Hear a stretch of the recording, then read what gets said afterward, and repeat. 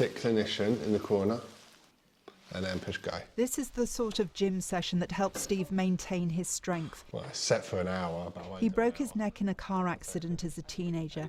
He has live-in support as well as daily visits from care workers like Jasmine. There you go, come on. The ambition of the government plans is to make it easier for more people to live independently, partly with the help of technology and adapted housing.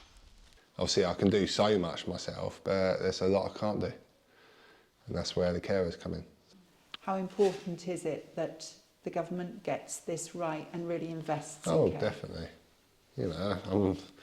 Unless a miracle does happen with me, but it's, I'm going to need it for, well, the rest of my life. So far, no delays in the medication. There'll be money to ensure more care staff get the sort of regular training that Jasmine receives, but the plans stop short of a professional register for care workers and don't address pay.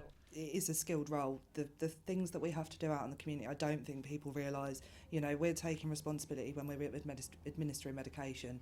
We're trusting that a pharmacy has filled out a blister pack correctly, and we're taking responsibility for that. Help people with minor repairs and minor changes. In the House of Commons, the Care Minister describes the 10-year plan as a significant step forward after past governments have failed to act. The reform of social care in this country is an issue that has been ducked for far too long.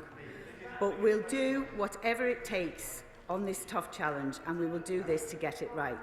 Ministers have utterly failed to deal with the immediate pressures facing social care as we head into one of the most difficult winters on record.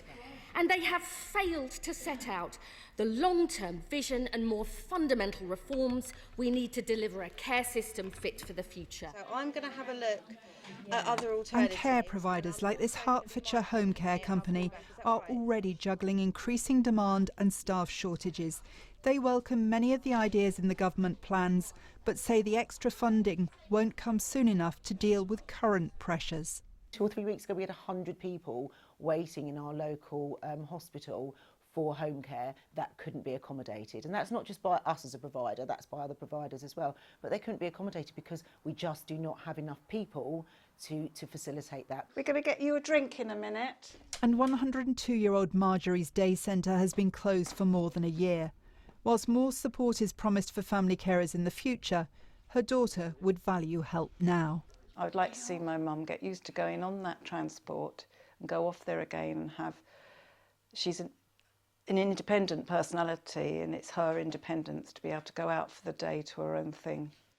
For many involved in care, the plans are an important starting point. The next step is to see changes happening on the ground.